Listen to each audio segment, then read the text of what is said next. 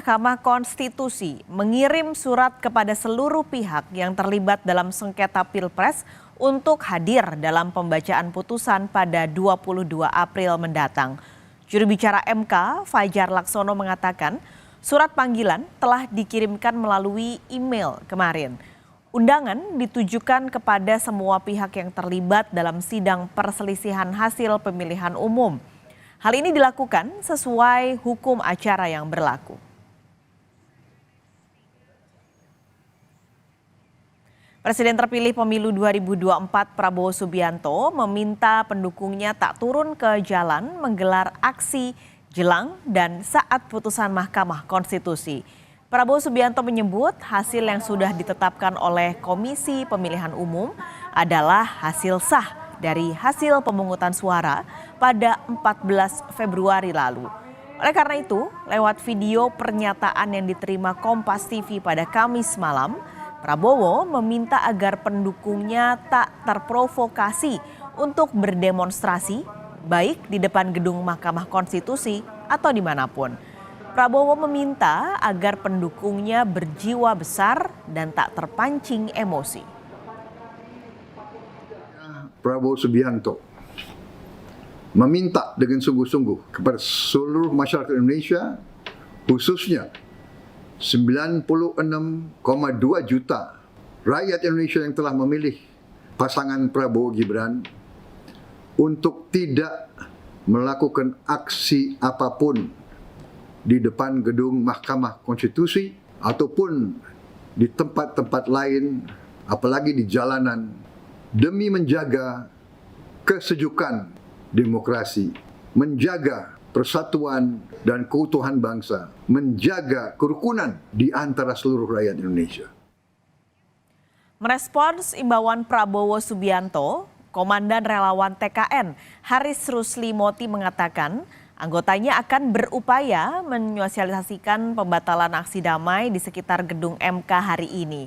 Haris juga mengatakan akan ada sejumlah relawan yang bersiaga di sekitar Monas dan juga Patung Arjuna Wiwaha untuk membantu mencegah aksi damai dari pendukung Prabowo Gibran apabila mereka sudah terlanjur tiba di sekitar Mahkamah Konstitusi. Akan bentuk tim untuk berjaga-jaga di Patung Kuda agar supaya jika ada pemilih atau pendukung Pak Prabowo Gibran yang datang ke sana belum mendapatkan informasi, kita akan meyakinkan mereka bahwa aksi ini dibatalkan berdasarkan apa yang sudah disampaikan oleh Pak Prabowo. Sementara itu pengamanan di sekitar gedung Mahkamah Konstitusi jelang putusan Senin mendatang dilakukan petugas gabungan TNI Polri. Penjagaan di sekitar Patung Kuda, Jalan Medan Merdeka Barat, Jakarta Pusat diperketat. Lebih dari 3.000 personil gabungan TNI Polri diterjunkan dalam pengamanan di hari Senin 22 April mendatang. Informasi terkini akan kita langsung tanyakan pada jurnalis Kompas TV Putri Oktaviani di Gedung Mahkamah Konstitusi Jakarta. Okta, jam berapa rencana pemanggilan pihak-pihak terkait sengketa Pilpres yang akan dilakukan hari ini? Ya, selamat siang Paskas dan juga saudara. Jadi kalau untuk upaya pemanggilan ini sebetulnya adalah yang disampaikan oleh Mahkamah Konstitusi ini yang sudah dikonfirmasi oleh pihak MK sendiri adalah undangan kepada para pihak terkait untuk menghadiri pembacaan putusan yang nanti rencananya akan digelar pada 22 April 2024. Sementara untuk mekanisme atau tahapan pemanggilan ini memang sudah selesai sebelum masa rapat pemusyawaratan hakim yang saat ini sedang berlangsung. Dan RPH ini yang juga masih berlangsung ini digelar secara tertutup Paskas dan juga saudara. Kita juga tahu bahwa RPH ini digelar setelah sebelumnya dari pihak-pihak terkait ini sudah menyampaikan kesimpulannya masing-masing. Jadi dari tanggal 16 kemarin, 16 April sampai dengan tanggal 21, ini jadwalnya adalah RPH atau rapat pemusyawaratan hakim nantinya akan menjadi atau dibawa menjadi putusan pada 22 April yang rencananya akan dibacakan pukul 10 waktu Indonesia Barat.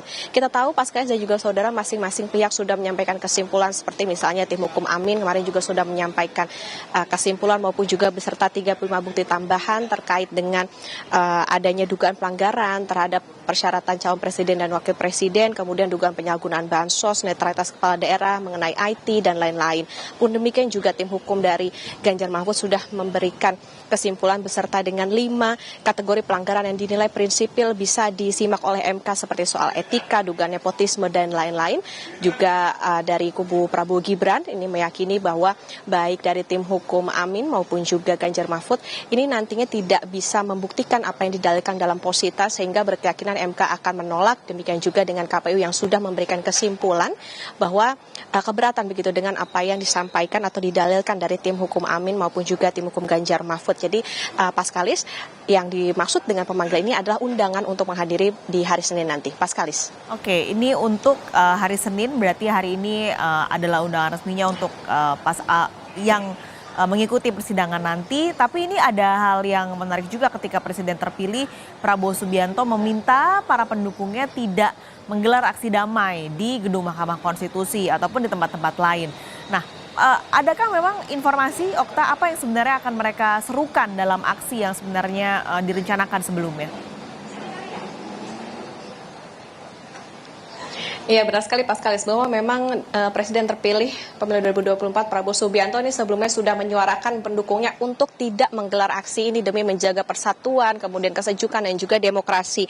Dan sebelumnya juga kita ketahui bahwa koordinator lapangan aksi damai pendukung Prabowo Gibran menyatakan bahwa karena adanya seruan begitu dari Prabowo kepada pendukungnya untuk tidak melakukan aksi, artinya dibatalkan juga maksud atau tujuan mereka untuk menyampaikan, menyerahkan 10.000 dokumen untuk diajukan sebagai amicus curiae, yang di dalamnya termasuk adalah menampik soal keterpilihan Prabowo Gibran ini ada campur tangan dari bansos yang digelontorkan pada masa sebelum pemilu 2024. Meskipun Paskalis dan juga saudara, catatannya adalah Hakim Konstitusi ini hanya akan mempertimbangkan amicus curiae yang masuk di tanggal 16 April maksimal pukul 16 waktu Indonesia Barat. Jadi memang karena mereka ini tidak jadi melakukan aksi ataupun juga menyampaikan amicus curiae, tentu kita akan melihat bagaimana nanti apa yang akan dilakukan begitu oleh pendukung Prabowo dan juga Gibran setelah ada seruan maupun juga tidak jadinya mereka datang di Gedung Mahkamah Konstitusi. Karena kami pun juga memantau di sekitar Gedung Mahkamah Konstitusi ini tidak ada atau tidak terlihat juga pendukung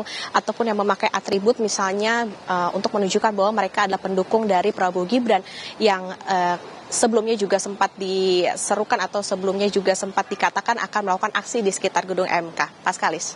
Oke, ini bicara soal amicus curiae tadi, Okta. Bagaimana dengan kelanjutannya? Terutama yang banyak disorot adalah yang diajukan oleh Ketua Umum PDI Perjuangan Megawati Soekarno Putri. Lalu sejauh apa sebenarnya amicus curiae ini akan berpengaruh pada putusan Hakim MK pada Senin nanti?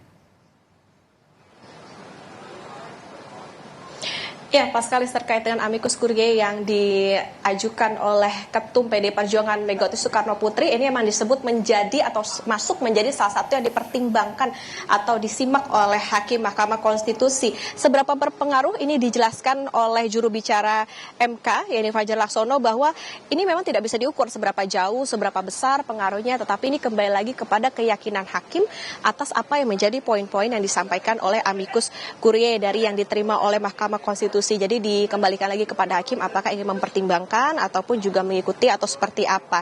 Dan pastinya saya juga saudara, yang jadi catatan yang menarik adalah memang dalam sengketa Pilpres 2024 ini Mahkamah Konstitusi ini mencatatkan fenomena menerima amicus curiae terbanyak, dan kita tentu nantinya menantikan seperti apa kelanjutannya, apakah hakim nantinya akan mempertimbangkan poin-poin dalam amicus yang diterima, karena kalau sejauh ini yang menjadi atau yang masuk dalam pertimbangan dari Hakim Mahkamah Konstitusi ini ada 14, ini adalah yang masuk atau yang diterima di maksimal pada tanggal 16 April kemarin maksimal pukul 16 waktu Indonesia Barat. Jadi memang untuk yang selebihnya ini tidak masuk dalam kategori, tetapi satu yang menarik adalah tadi bahwa amicus curiae yang disampaikan atau diberikan begitu oleh Ketum PDI Perjuangan Megawati Soekarno Putri ini masuk menjadi bahan pertimbangan hakim. Tentu bagaimana nanti putusan yang akan disampaikan oleh Hakim MK ini yang akan kita nantikan maupun juga kita pantau bersama di tanggal 22 April nanti. Karena saat ini pun juga masih berlangsung rapat pemusyawaratan hakim secara tertutup sampai dengan tanggal 21 April. Paskalis.